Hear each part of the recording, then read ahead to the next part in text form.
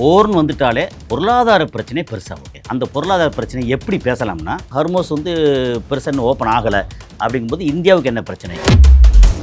யுஏஇயில் வந்து முக்கியமாக வந்து துபாய். அப்படி துபாய் வந்து ஒரு பிரச்சனையை சந்திக்குது அப்படின்னா நேரடியாக தமிழ்நாடு கேரளா அஃபெக்ட் ஆகுதுன்னு அர்த்தம். நேரடியாக இந்த போர் இன்னும் 3 வாரங்கள் தொடர்ந்துச்சு அப்படின்னா உணவு பஞ்சம் வருதுன்னு அர்த்தம். நம்ம ஊரில் வந்து அப்படி ஏழைகள் என்ன பண்ணுவாங்கன்னா, ஏதோ கஞ்சி வந்து வேறு தொடர்பு ஒன்றுமே இல்லை வச்சுக்கோ, குழம்பு ரசம் எதுவும் வைக்க முடியாது அப்படின்னா ஒரு கருவாடை சுட்டு அந்த கருவாடை தொட்டு சாப்பிடுவாங்க. இந்தியா, சைனா இது இப்போ எண்ணெய் கிடங்குகள் அடிபட்டதுனால என்னென்ன பிரச்சனை? சவுதியாக இருக்கட்டும், யுஏஇ எல்லாமே, கத்தார் நேச்சுரல் கேஸாக இருக்கட்டும், பஹ்ரைன் பெருசாக இல்லை ஆனால் இருக்குது, எல்லாமே குறைச்சிட்டான்னு வச்சுங்களேன். அப்போ டிமாண்ட் வந்துடுதுல்ல. குவைத் வந்து ஒரு நாளைக்கு 26 லட்சம் பேரல் எடுக்கக்கூடியவங்க இப்போ வந்து 1 லட்சம் பேரல் எடுத்துகிட்டு இருக்காங்க. அவ்வளோ குறைச்சிட்டாங்க. எடுத்து ஸ்டோர் பண்ணி வைக்கணுமே, ஏன்னா கப்பல் போகலை. ஏன்னா எந்த ஒரு தடையும் இல்லை, அடுத்த 1 மாதத்துக்கு தேவையானது நம்மள்ட்ட எல்லாமே இருக்குது அப்படின்னு சொல்லியிருந்தாங்க. திடீர்னு 60 ரூபா ஏற்றினதுக்கான காரணம் சரி, அந்த முதலாளிகளுக்கு வந்து காசு வேணும்ல. ஏற்கனவே அங்கே ஹைஃபால் அடிச்சிட்டாங்க. என் கையில் முதலாளிக்கு அதானி என்ற முதலாளி பாதிக்கப்பட்டால் அத்தனை இந்தியர்களும் தன் கை காசை கொடுத்தே ஆகணும். நம்ம ஊரில் என்ன சொன்னாங்கன்னா, இல்லை ஒரு பிரச்சனையும் இல்லை அப்படின்னு சொல்லிட்டு கேஸ் விலையை டக்குன்னு 60 ரூபா ஏற்றினாங்க. கமர்ஷியலுக்கு வந்து 115 ரூபா ஏற்றினாங்க.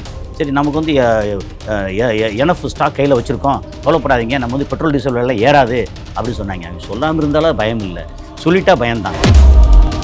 2 வாரம் தாண்டி போச்சு அப்படின்னாலே நிலைமை வந்து இன்னும் சீரியஸ் ஆகும். பசி பட்னியோட பயங்கரமாக இருந்தால் வெறி வரும்.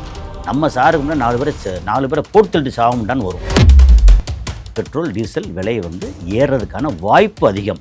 நம்ம வந்து இன்னொரு 30 நாளைக்கு ரஷ்யாவில் வாங்கிக்கலான்னு அமெரிக்கா நமக்கு பெர்மிஷன் கொடுத்து, பெரிய மனசோட பெர்மிஷன் கொடுத்துருக்காங்க. அமெரிக்கா பெர்மிஷன் இதெல்லாம் அது கேவலம். அதுக்கு ஒரு சில முட்டு கொடுக்குறதெல்லாம் பேசியிருக்கோம்.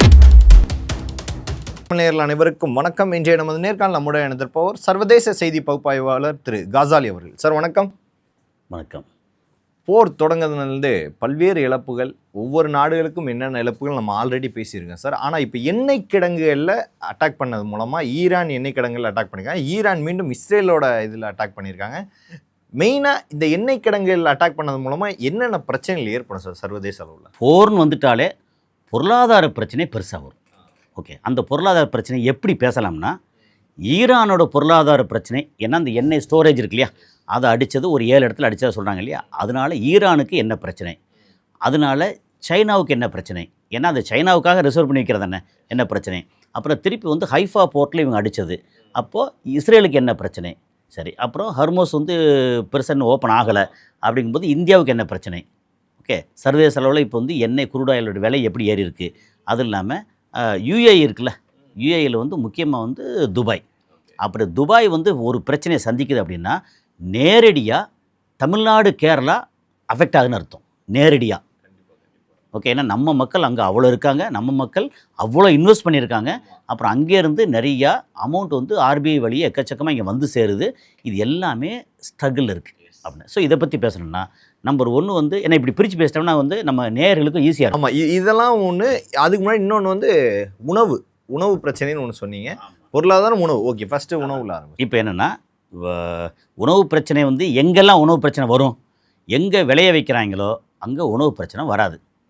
ஓகே, கோவிட் டைமில் வந்து கிராமத்தில் உணவு பிரச்சனை வரல, யாருக்குமே வரல. காய்கறி அவங்களே விளைச்சி அவங்களே சாப்பிட்டாங்க. நகரங்களில் வந்து ஒரு மாதிரி வந்து கஷ்டப்பட்டு கொண்டு வந்து சேர்த்துட்டாங்க, அதனால் தப்பிச்சோம்.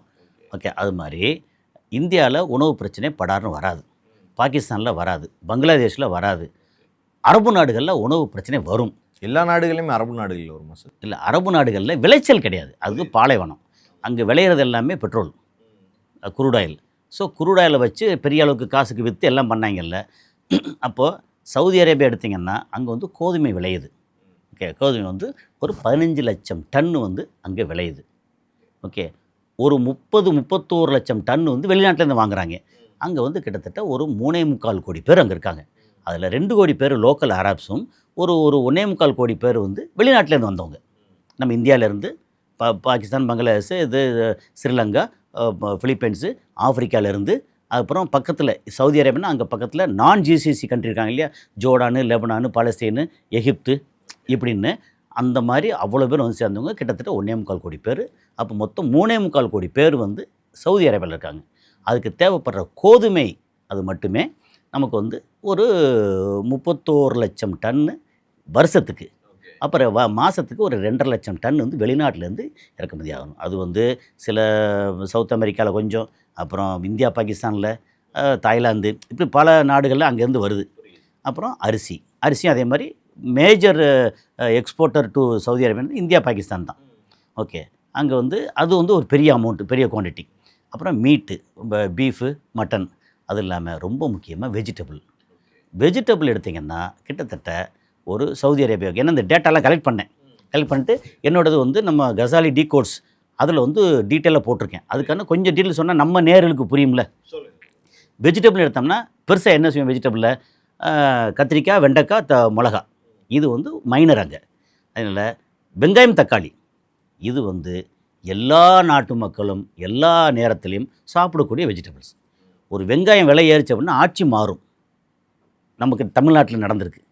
ஓகே, ஜெயலலிதா பீரியடில் வெங்காயம் விலை ஏறிச்சு, ஆட்சி மாற்றம் வரைக்கும் வந்துச்சு. ஓகே, அதே மாதிரி தக்காளி வந்து ஆப்பிள் ரேட்டுக்கு தக்காளி போச்சு. ஆனால் என்னென்னா நம்ம வந்து இந்த மாதிரி தக்காளி சட்னியோ இதுவோ சாம்பாரோ ரசமோ என்னத்தை வைக்கினாலும் தக்காளி வேணும், வெங்காயம் வேணும். சரி, அரப்ஸ் வந்து சில மசாலா இதெல்லாம் சாப்பிட மாட்டேன் இப்படி அப்படின்னா அவனுக்கு வந்து சாலாடு இல்லை, அதுக்கப்புறம் அவனுக்கு போகிற பிரியாணி அது எல்லாத்தையும் வந்து வெங்காயம் தக்காளி வேணும். இது ரொம்ப முக்கியம். கத்திரிக்காய் இல்லாமல் இருந்துருவாங்க, வெண்டைக்காய் இல்லாமல் இருந்துருவாங்க, மிளகாய் வந்து தேவைப்படும். அதுக்கு பதிலாக சில நேரம் மிளகு போட்டுக்கலாம். ஆனால் வெங்காயம் தக்காளி வந்து ஒரு வெஜிடபிளில் மேஜர் வெஜிடபிள். ஓகே, அது வந்து வெள்ளைக்காரர் இருக்காங்கல்ல, அவங்களும் சாலாடெல்லாம் அதை சாப்பிடுவாங்க. அப்படியே கேரட்டாக இருக்கட்டும் இதாக இருக்கட்டும், பட் வெங்காயம் தக்காளி ரொம்ப ரொம்ப அத்தியாவசியமான வெஜிடபிள். ஓகே, வெளிநாட்டிலேருந்து வருஷத்துக்கு 25 லட்சம் டன்னு வந்து இம்போர்ட் பண்ணுறாங்க சவுதிக்குள்ளே. அங்கே வந்து கிரீன் ஹவுஸு, கிளாஸ் ஹவுஸ்னு போட்டு விளைய வைக்கிறாங்க இல்லையா, அது அதை விட 27 லட்சம் டன் வந்து அங்கேயே விளைய வைக்கிறாங்க சவுதியில் தண்ணி வந்து ஒரு மாதிரி கொண்டு டீசலைஸ் பண்ணி எல்லாத்தையும் எடுத்து அதை வந்து விளைய வைக்கிறாங்க. கோதுமையும் விளைவிக்கிறாங்க, வெஜிடபிள்ஸ் விளைவிக்கிறாங்க, அப்புறம் ஆடு மாடு கோழி எல்லாம் அங்கே இருக்குது.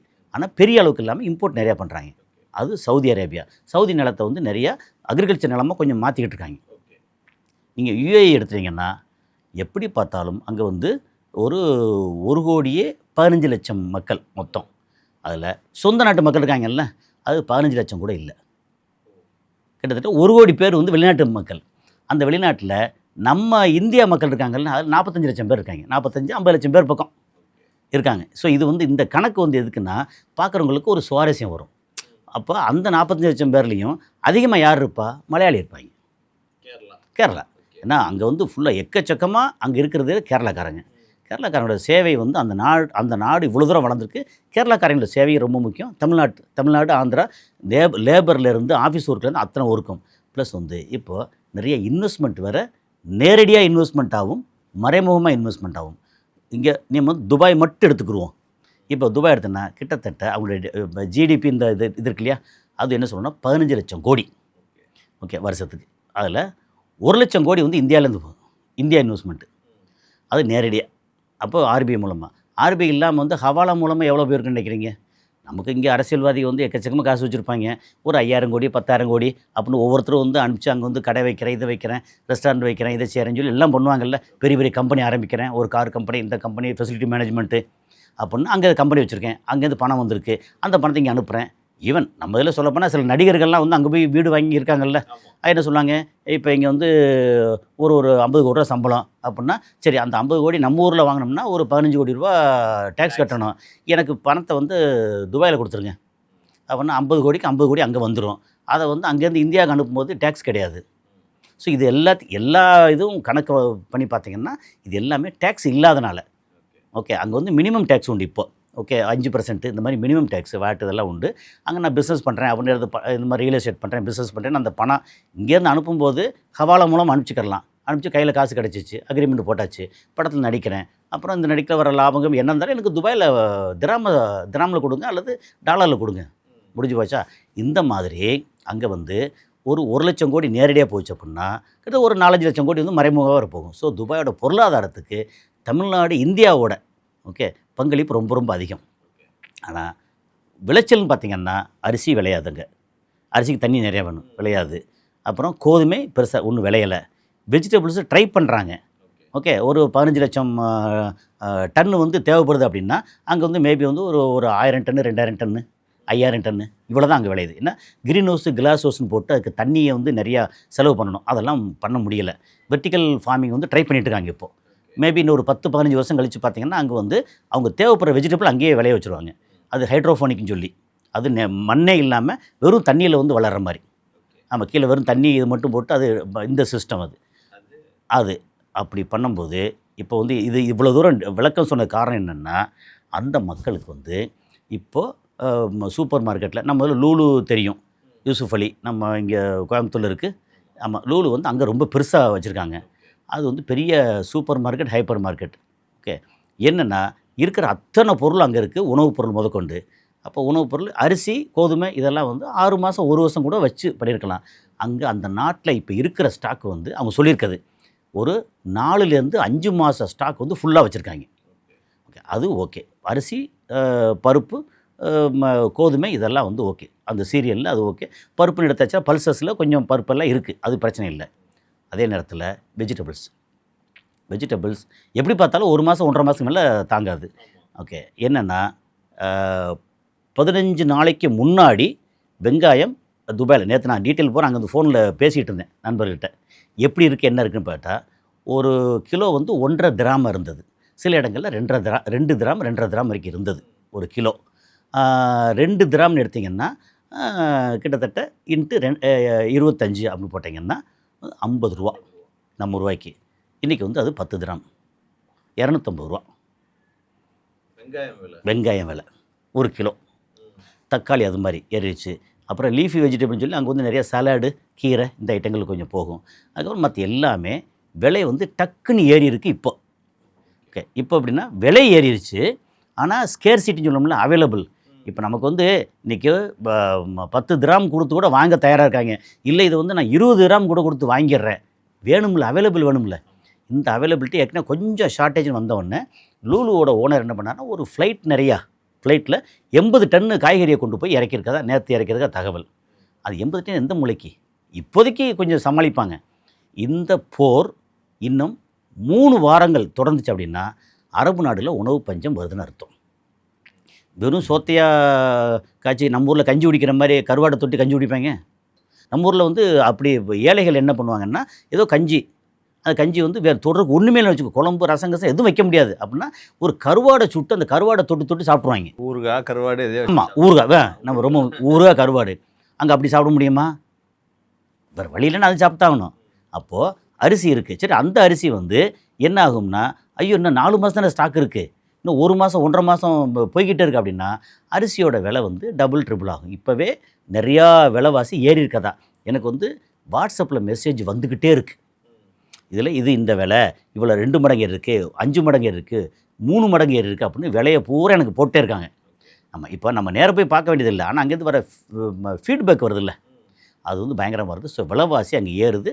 அரிசி, அதாவது உணவு பஞ்சம், அரிசிங்கிறத விட உணவு பஞ்சம் அரபு நாடுகளில், ஜிசிசி நாடுகளில் குறிப்பாக அங்கே வந்து வரப்போகுது அப்படின்றதுனால இப்போவே மக்கள் என்ன பண்ணுறாங்க, நம்ம மக்கள் என்ன செய்வாங்க, டக்குன்னு போய் நார்மலாக இந்த மாதத்துக்கு மளிகை ஜாமான் எல்லாம் வாங்கும்போது ஒரு 20 கிலோ மூட்டை ஒரு மூட்டை அரிசி வாங்குவோம், அப்புறம் முடியும் போது அடுத்து வாங்கிக்கிறோன்னு இருக்காங்களே. இப்போ போனால் 5 மூட்டை அரிசி வாங்கி வச்சுக்குவோம். அப்போ ஏற்கனவே ஸ்டாக் இருக்குல்ல, அந்த 4 மாதம் 5 மாதம் ஸ்டாக் வந்து 1.5 மாதத்துலேயே தீர்ந்துடும். ஏன்னா இப்போ சரி தீர்ந்தா திரும்ப வெளியிலேருந்து கொண்டு வந்துக்கலாம்ல அப்படின்னா ஹர்மோஸ் ஜலசந்தி வழியாக தான் கப்பல் வரணும். கப்பல் நிறுத்திட்டாங்க அங்கே. அப்போது கப்பலில் வெறும் குரூட் ஆயில் மட்டும் போகிறது வர்றதில்லை, இந்த மாதிரி உணவுப் பொருள்லேருந்து, கிளாத்துலேருந்து, யுட்டென்சில்ஸ் சொல்லுவோம் இல்லையா, வீட்டு உபயோகப் பொருட்கள்லேருந்து அவ்வளவும் கப்பலில் வரணும். ஃப்ளைட்டில் கொண்டு வர முடியாது. ஒரு கப்பலுக்கு பதில் எத்தனை ஃப்ளைட் ஏற்றுவீங்க? அப்புறம் ஃப்ளைட்டை ஏற்றி கொண்டு வந்துட்டீங்கன்னா பிரச்சனை வருதுங்கிறதுக்காக ஏர்போர்ட்லேயே போட்டு அடிச்சாங்க அங்கே. ஆனாலும் இப்போ வந்து ஏர்போர்ட் வந்து திறந்து விட்ருக்காங்க. மக்கள் கூட்டம், அந்த வீடியோ பார்த்தேன், குமியுது. எனக்கு இப்போ துபாய் வேண்டாம் அப்படின்னு. ஸோ இப்போ இந்த பொருளாதாரம் எடுத்திங்கன்னா நம்ம துபாய், அபுதாபி கொஞ்சம் தப்பிச்சுக்கிறோம். இப்போதைக்கு வந்து குரூட் ஆயில் வெளியில் போகாது, நிறுத்தி வச்சுருக்காங்க. குவைத் வந்து ஒரு நாளைக்கு 26 லட்சம் பேரல் எடுக்கக்கூடியவங்க இப்போ வந்து 1 லட்சம் பேரல் எடுத்துகிட்ருக்காங்க. அவ்வளோ குறைச்சிட்டாங்க. எடுத்து ஸ்டோர் பண்ணி வைக்கணுமே, ஏன்னா கப்பல் போகலை. அந்த ரூட்டில் போகணும். அப்போ குறைச்சாங்க. அதே மாதிரி யுஏஇயில் அபுதாபியில் வந்து பெரிய நிறைய எண்ணெய் கிடைக்குது. அவங்க வந்து குறைக்கிறான்னு வச்சுக்கங்களேன். இதெல்லாம் குறைக்கலாம். துபாய் அவங்களோட பொருளாதாரமே மக்களோட நம்பிக்கையை வச்சு டூரிசம், அதில் வந்து 20% டூரிசம், ஓகே, அப்புறம் லாஜிஸ்டிக்ஸு, அதுக்கப்புறம் கன்ஸ்ட்ரக்ஷன், அப்புறம் வந்து டிரான்ஸ்போர்ட் அண்டு ஸ்டோரேஜு அப்படின்னு சொல்லி இது ஃபினான்ஷியல் சர்வீஸு அப்படின்னு இதெல்லாம் பிரித்து வச்சா இது 25%, இது 20%, அது 10%, இது ஒரு 10%, அது 8%, 6.5% அப்படின்னு எல்லாம் சேர்த்து தான் அந்த நாட்டை கட்டமைப்பு. இதில் டூரிசம் இப்போ எல்லாம் போச்சா, முடிஞ்சிச்சு. அப்புறம் வந்து லாஜிஸ்டிக்ஸ் அப்படிங்கிறது வந்து இங்கேருந்து பொருட்கள் வரும், அங்கேருந்து ஸ்டோர் பண்ணுவாங்க, உள்ளே கொண்டு போய் ஸ்டோர் பண்ணி வைப்பாங்க, அதை எடுத்து ஆஃப்ரிக்கன் கண்ட்ரீஸ்க்கு, முன்னாடி ஈரானுக்கு, இதுக்கு எல்லாத்தையும் போவாங்க. இதெல்லாம் நடக்கும். ஸோ அது இப்போதைக்கு முடிஞ்சிருக்கா. அது போக ஃபினான்ஷியல் சர்வீஸு, அது அடுத்த கட்டத்துக்கு வர்றோம். Finance service, share market. Okay, இப்போ உணவு பஞ்சம் எல்லாம் கிளியர் பண்ணிட்டீங்க சார். இப்போ ஷேர் மார்க்கெட்டு. இப்போ ஷேர் மார்க்கெட் வந்து ஃபஸ்ட்டு 2ஆம் தேதி 3ஆம் தேதி அப்படிங்கும்போது அவங்களுடைய ஷேர் மார்க்கெட்டை யுஏஇயில் வந்து க்ளோஸ் பண்ணி வச்சுருந்தாங்க. ஏன்னா டக்குன்னு பயங்கர கிராஷ் ஆயிரும் அப்படின்னு சொல்லி க்ளோஸ் பண்ணி, ஏன்னா யூகேலேருந்து, அமெரிக்காலேருந்து, இந்தியாவிலேருந்து நிறைய இடங்கள்லேருந்து ஷேர் பண்ணி மார்க்கெட் இது போட்டிருப்பாங்க இல்லையா, எல்லா ஷேரையும் விற்க ஆரம்பிச்சிருவாங்க. அப்போது வாங்கிட்டு இருந்தால் தான் நமக்கு வந்து டக்குன்னு ஏறும். என்ன திடீர்னு பார்த்தா இது என்ன 102 ரூபாயா இருக்குது, இல்லை இவ்வளோ டிமாண்ட் வருது, அப்போ 110, 112 அப்படின்னு ஏறிட்டே இருக்கும். ஓகே, இப்போ வந்து நான் விற்கிறேன், நீ விற்கிறேன்னு விற்க போகும்போது 102 ரூபாய் இருக்கிறது வந்து என்ன 90 ஆச்சு, 80 ஆச்சு, 70 ஆச்சு, ஐயோ நம்மளுக்கும் போயிருமே, இன்னும் 30 ஆச்சுன்னு என்ன பண்ணுறது அப்படின்னு நிறைய விற்க ஆரம்பிப்பாங்க. அப்போ என்ன ஆகும், ஷேர் மார்க்கெட்டோட பாயிண்ட்ஸ் இருக்குல்ல, அது கீழே இறங்கும். ஆனால் அதுக்கப்புறம் திறந்து ஓப்பன் பண்ணதுக்கு அப்புறமும் ஒரு 3.6 to 4% மொத்த ஷேர் மார்க்கெட் வந்து இறங்கியிருக்குன்னு அர்த்தம். அதில் ஏதோ 9,000 புள்ளி சொல்கிறாங்க. எனக்கு அதை பற்றி இன்னும் டீட்டெயில் வந்து எடுக்கணும். ஓகே, அப்போ ஷேர் மார்க்கெட் அந்த கிராஷ் ஆகிருக்காங்க. கிராஷ் ரொம்ப மோசமாக இல்லை, ஆனால் ஆயிருக்கு, இறங்கியிருக்கு. ஓகே, ஸோ ஷேர் மார்க்கெட் ஆச்சுன்னா பொருளாதாரம் மொத்தத்துக்கு போச்சு. அதுக்கப்புறம் திரும்ப அங்கே இது இருக்குல்ல, ரியல் எஸ்டேட்டு, அது ஒரு நண்பர் நேற்று பேசும்போது என்ன அங்கே துபாயிலேருந்து நண்பர் என்ன சொன்னார்னா, கிட்டத்தட்ட 30 லட்சம் வீடுகள் கட்டி முடித்து ஹேண்ட் ஓவர் பண்ணுறதுக்கு ரெடியாக இருக்குது. 30 லட்சம் வீடுகள்லாம் நீங்கள் வந்து single bedroom, 2 bedroom, 3 bedroom, duplex வச்சு, அப்புறம் இண்டிபெண்ட் வில்லாஸ் இருக்கு இல்லையா, வில்லாஸ் இதெல்லாம் சேர்த்து இந்த துபாய் முழுக்க. ஏன்னா துபாயில் வந்து கன்ஸ்ட்ரக்ஷன் மேலும் கன்ஸ்ட்ரக்ஷன், அதை தவிர வேறு ஒன்றுமே இல்லை. அதில் 30 லட்சம் வீடுகள் வந்து டெலிவரி பண்ணுறதுக்கு ரெடியாக இருக்குது. ஆனால் அது போய் வாங்கி குடி போகிறதுக்கு ஆள் இல்லை இப்போதைக்கு. ஆமாம், அதாவது துபாய் வந்து மொத்தத்துக்கு மோசமாக அப்படியே போயிருங்கிறது இல்லை. இந்த ஸ்ட்ரகிள் வந்து அபுதாபியை விட துபாய்க்கு வந்து ஸ்ட்ரகிள் அதிகம். ஏன்னா அபுதாபிக்கு வந்து நிலத்திலேருந்து கிடைக்கக்கூடிய பெட்ரோலியம் ப்ராடக்ட் அங்கே இருக்குது, துபாயில் இல்லை. இப்போ அரப் கண்ட்ரீஸில் இருக்க உணவு பஞ்சங்களை சொல்லிட்டீங்க, ஷேர் மார்க்கெட் சொல்லிட்டீங்க. இப்போ நீங்கள் முன்னாடி சொன்னீங்களே சார், இந்தியா, சைனா, இது இப்போ எண்ணெய் கிடங்குகள் அடிபட்டதுனால என்னென்ன பிரச்சனை? அதை சைனாவுக்கு வந்து எப்படின்னா, அங்கேருந்து 80% அங்கே உற்பத்தி ஆகக்கூடிய, ஈரானில் உற்பத்தி ஆகக்கூடிய 80% எண்ணெய் வந்து சைனாவுக்கு போகுது. அதை இப்போ அடிச்சிட்டாங்கல்ல, இப்போ வந்து ஏற்றுறதுக்கு வழி இல்லை. ஆனால் திரும்ப வந்து எக்ஸ்ப்ளோர் பண்ணி எடுக்க போகிறாங்களா என்னன்னு தெரியாது. ஓகே, ஸோ அது வந்து இப்போ உடனே அங்கே இல்லை அப்படின்னா, சைனாவுக்கு தேவைப்படுற எண்ணெய் இருக்குல்ல, அதில் ஒரு பக்கம் வந்து நிறைய வந்து ரஷ்யாவில் வாங்குறாங்க. ஓகே, ரஷ்யா விட்டாச்சுன்னா ஈரான் தான். வெனிசுலாவில் வாங்கினாங்க, வெனிசுலா அவங்க கைப்பற்றிக்கிட்டாங்க அமெரிக்கா. அப்போ வெனிசுலா கிடையாது, இப்போ ரஷ்யா, இது ஈரானில் வந்து இதுக்கு தான் ட்ரை பண்ணாங்க, வேறு வழி இல்லாமல் அங்கே அடிச்சிட்டாங்க. இப்போது எண்ணெய் கிடங்கு அடித்தாச்சு. அடித்த உடனே இது திரும்ப அவன் எக்ஸ்ப்ளோர் பண்ணி மேலே ஏற்றுறதுக்கு ஏதாவது ட்ரை பண்ணுவாங்களா அப்படிங்கிறது தெரியல. ஆனால் ஃபஸ்ட்டு அஃபெக்ட் ஆகிறது சைனா.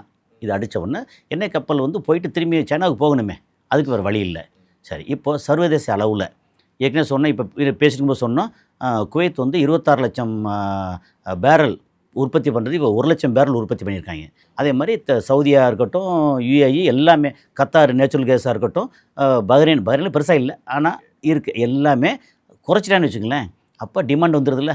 இந்த டிமாண்ட் வந்து இதுக்கு முன்னாடி ஒரு 6 மாதம் முன்னாடி, 7 மாதம் முன்னாடி, 5 மாதம் முன்னாடி எல்லாம் நமக்கான விலை என்ன வருது, குரூட் ஆயில் விலை வந்து சில இது வந்து $62, சவுதி அரேபியாவில் ஒரு பேரல் வந்து $62, $63, அமெரிக்காவோடது $65, $66 இருந்துச்சு. ரஷ்யாவோடது வந்து நமக்கு வந்து $56 கொடுத்ததா அந்த டைமில் படித்தேன். $56. அதுக்கப்புறம் இன்னும் கொஞ்சம் டிஸ்கவுண்ட் வேறு கொடுக்குறேன் அப்போ இன்னொரு $10 கொடுத்து $50 கீழே வரைக்கும் கொடுத்தாங்க நம்ம இந்தியாவுக்கு.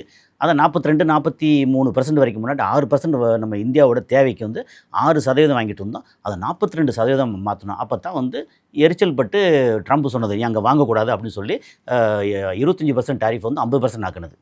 ஓகே, ஸோ இப்போ வந்து அங்கே வாங்கிட்டு இருக்கிறது இருக்கு இல்லையா, அங்கே வந்து $56 ஒரு பேரல் ப்ளஸ் எக்ஸ்ட்ரா டிஸ்கவுண்ட்டு, அவங்க போட்டு $45 கொடுத்ததா $50 வரைக்கும் கொடுத்தா கேள்வி.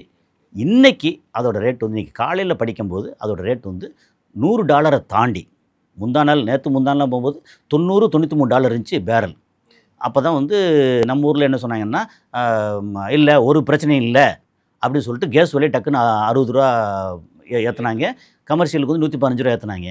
சரி, நமக்கு வந்து எனஃப் ஸ்டாக் கையில் வச்சுருக்கோம், கவலைப்படாதீங்க, நம்ம வந்து பெட்ரோல் டீசல் விலை ஏறாது அப்படின்னு சொன்னாங்க. அவங்க சொல்லாமல் இருந்தாலும் பயம் இல்லை, சொல்லிட்டா பயம்தான் ஆச்சா. இப்போ என் மத்தியானத்தில் வந்த தகவல் வந்து $114 ஆயிருக்கு. குரூட் ஆயில் $114 ரொம்ப ஜாஸ்தி. ஏன்னா அவங்களுக்கு உற்பத்தி பண்ண காஸ்ட் இருக்குல்ல, அது $20-22 அதுக்குள்ளே தான் உற்பத்தி பண்ணுற காஸ்ட் வரும். அப்போ எக்ஸ்ட்ரா வந்து ஒரு 20% 30% லாபம் வச்சா ஒரு $30-35 தான் விற்கணும். விற்றா அது நார்மல். நம்ம வந்து அரிசி நெல்லை விளைய வைக்கிறோம், விளைய வச்சு முடிச்சதுக்கப்புறம் அது வந்து ஒரு மூட்டை அரிசி, உதாரணத்துக்கு அரிசி கணக்கு வச்சுக்கோமே, ஒரு $2500 $1500 வருது ஒரு மூட்டை அரிசி அப்படின்னா, உற்பத்தி பண்ணுறதுக்கான காஸ்ட் எவ்வளோ வருது? கிட்டத்தட்ட $1000, $800, $900 ரேஞ்சு வருது. அவன் $800, $900 அரிசி விளைய வச்சுட்டு $8000 விற்றான்னு வச்சுக்கங்களேன். அந்த அநியாயம் தான் வந்து குரூட் ஆயில் நடக்குது. ஏன்னா ஓப்பக்குன்னு சொல்லி மொத்தமாக எல்லாம் சேர்த்து வச்சுக்கிட்டு, இல்லை இந்த ரேட்டை ஃபிக்ஸ் பண்ணு, அப்போ $60. இப்போ $22-23 வந்து அவன் செலவு, $60 $40 வந்து லாபம். அப்படி அப்போ அரிசி இதெல்லாம் அப்படி வச்சா எல்லா மக்களும் வந்து என்ன பட்டினி வந்து சாகிறதா? ஓகே, அந்த மாதிரி இப்போ வந்து $114 ஆயிடுச்சு அப்போ என்னாகும்? இங்கே நமக்கு பெட்ரோல் டீசல் விலை வந்து ஏறுறதுக்கான வாய்ப்பு அதிகம். நம்ம வந்து இந்த ஒரு 30 நாளைக்கு ரஷ்யாவில் வாங்கிக்கலான்னு அமெரிக்கா நமக்கு பெர்மிஷன் பெரிய மனசோட பெர்மிஷன் கொடுத்துருக்காங்க. அமெரிக்கா பெர்மிஷன் இதெல்லாம் அது கேவலம். அதுக்கு ஒரு சில முட்டு கொடுக்குறதெல்லாம் பேசியிருக்கோம். ஓகே, அவன் வந்து இந்த 30 நாளைக்கு வாங்கிக்கோ பரவாயில்ல, அதுவும் இந்த டேட்டில் ஆரம்பித்து இந்த டேட்டு நள்ளிரவு 1 மணி வரைக்கும் ஒன்றுக்கு வாங்கினா நாங்கள் வந்து உன் மேலே தடை பண்ணுவோம் அப்படின்னு அவன் அக்ரிமெண்ட்டை வந்து இது வெளியெல்லாம் வந்துருச்சு. கேவலமாக இருந்துச்சு. ஆனால் இவ்வளோ பெரிய நாடு, உலகத்தில் நம்பர் 1 மக்கள் தொகை கொண்ட நாடு நம்ம இந்திய ஒன்றிய அரசு இவ்வளோ கேவலமாக நடந்துக்கிறதுக்கு வந்து ரொம்ப பரிதாபமாக தான் இருக்குது. நம்ம வேறு என்ன செய்ய முடியும்? நம்ம வந்து பேசலாம், நம்ம கருத்தை சொல்லலாம், விமர்சனம் பண்ணலாம், கோவப்படலாம், அதுதான் என்ன செய்ய முடியும்? அவ்வளோதான். ஸோ இது மோசமாக இருக்குது. இந்தியாவோட பொருளாதார நிலைமை, உதாரணத்துக்கு டீசல் விலை இன்றைக்கி $92 இருக்குது, $100 மாறுதுன்னு வச்சுங்களேன். அப்படியே என்ன நடக்கும்? டக்குன்னு வந்து காய்கறி விலை, ஏன்னா டிரான்ஸ்போர்ட் தானே, அத்தனை விலைவாசி ஏறும். இப்போ கேஸ் விலை ஏறின உடனே நீங்கள் வந்து வழக்கமாக போகிற ஹோட்டல் இருக்குல்ல, அங்கே வந்து டீ காஃபி சாப்பிட்டீங்கன்னா $12 டீ கொடுத்தான்னு வச்சுக்கலாம், இப்போ $15 ஆக்குவாங்க. $15 டீ வந்து $20 ஆக்குவாங்க. கேஸ் விலை ஏறினதுக்கான காரணம் என்ன சார்? ஏன்னா எந்த ஒரு தடையும் இல்லை, அடுத்த 1 மாதத்துக்கு தேவையானது நம்மள்ட்ட எல்லாமே இருக்குது அப்படின்னு சொல்லியிருந்தாங்க. திடீர்னு $60 ஏற்றினதுக்கான காரணம் என்ன சார்? சரி, அந்த முதலாளிகளுக்கு வந்து காசு வேணும்ல. ஏற்கனவே அங்கே ஹைஃபால் அடிச்சிட்டாங்க, என் கையில் முதலாளிக்கு அங்கே தான் சார் கனெக்ட். ஹைஃபால் அடித்ததுனால அடுத்த நாள் தானே ஏறுது. ஹைஃபால் அடித்தனால ஏறுதா இல்லை வேறு எதுவும் கனெக்ஷன் இருக்கா தெரியல. நம்ம வந்து யூகத்தில் வேணால் சொல்லலாம். அதானி என்ற முதலாளி பாதிக்கப்பட்டால் அத்தனை இந்தியர்களும் தன் கை காசை கொடுத்தே ஆகணும். அவ்வளோதான். இதுக்கு மேலே என்ன சொல்கிறீங்க? அதாவது என்ன சொல்கிறாங்க, இந்த மாதிரி அங்கே குரூட் ஆயில் விலை ஏறுது, நேச்சுரல் கேஸ் வந்து அங்கே தடைப்பட்டு நிற்குது, அதனால் இங்கே வந்து விலையை ஏற்றுறோம், அது லாஜிக்கு. சரி, குரூட் ஆயில் விலை இறங்குச்சில்ல, அப்போ ஏன் நீங்கள் இறக்கலை? அதை கீழே இறக்கலை? அதுக்கு வந்து பதில் கிடையாது. அதனால் இதெல்லாம் வந்து பொருளாதார ரீதியாக இந்தியாவும் லாங் டேர்மில் ஸ்ட்ரகிள் ஆகுது.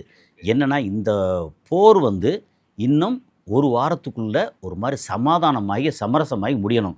இல்லைன்னா ஈரான் வந்து ஏற்கனவே நாசமாகி கிடக்காங்க.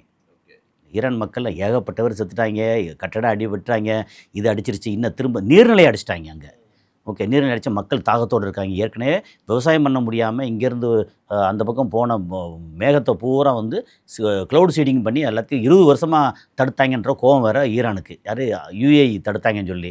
அப்புறம் நீர்நிலைகள்லாம் வறண்டு போய் ரொம்ப மோசமாக இருக்குது. தண்ணி பஞ்சம் நிறையா அங்கே. ஏற்கனவே போன வருஷம் அதுக்கு முந்தின வருஷம் பார்த்திங்கன்னா ஈரானில் எக்கச்சக்கமான தண்ணி பஞ்சம், விவசாயத்துக்கு தண்ணி பஞ்சம். குடி தண்ணீருக்கு வந்து அங்கங்கே வாங்கி குழாய் வழியாக வருதுன்னா அந்த குழாயெல்லாம் அடிச்சிட்டாங்க. இப்போ அங்கே இருக்கிற மக்கள் வந்து தண்ணி இல்லாமல் சாகுங்கடா, தாகத்தோடு சாகுங்கடான்னு சொல்லி எல்லாத்தையும் அடிச்சிட்டாங்க. அதை அடித்தோன்னே இவங்க வந்து ஃபுஜேராவில் வந்து இங்கே டீசலேஷன் பிளான்ட் அடித்ததை சொல்கிறாங்க. இதை அப்புறம் வந்து அங்கேயே வந்து எல்லாத்தையும் அடிக்க போகிறோம் இதுலேயும் இஸ்ரேலையும். ஏன்னா இஸ்ரேலையும் நல்ல தண்ணி இல்லையே, அங்கேயே அடிக்கிறோம்னு சொல்லி எல்லாத்தையும் அடிக்கிறாங்க. மாற்றி போய் அடிச்சுட்டு இருக்கும்போது நான் அடித்து நீ சாகு, நீ அடித்து நான் சாகுறேன், அப்படி நிலைமை வந்திருக்கு. இன்னும் 2 வாரம் தாண்டி போச்சு அப்படின்னாலே நிலைமை வந்து இன்னும் சீரியஸ் ஆகும். பசி பட்னியோட பயங்கரமாக இருந்தால் வெறி வரும். நம்ம சாருக்கு முன்னாடி 4 பேரை போட்டு தள்ளிட்டு சாகமுண்டான்னு வரும். அப்போ என்ன வேணாலும் நடக்கும்.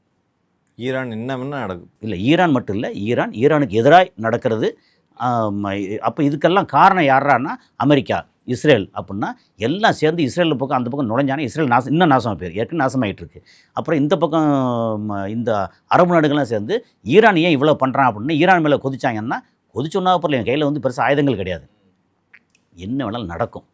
ஆனால் நிலைமை வந்து மோசமாகும் அப்படிங்கிறது தான். இதெல்லாம் உலக நாடுகளோட பொருளாதாரம் சார். எல்லா நாடுகளுக்கும் கட்ட பஞ்சாயத்துக்கு போகிற இந்த அமெரிக்காவோட பொருளாதாரம் எந்த நிலைமையில் சார்? ஏன்னா ஒரு நாள் கேவலமாக இருக்கு. அவ்வளோ கேவலம். அதாவது அமெரிக்காவோட ரொம்ப சிம்பிளாக புரியுற மாதிரி சொல்கிறதா இருந்தால், அமெரிக்காவோட கடன் 37 ட்ரில்லியன் US$, அதாவது ஒரு 3600 லட்சம் கோடி. அது இந்தியாவோட கடனை கம்பேர் பண்ணி 150 லட்சம் கோடி.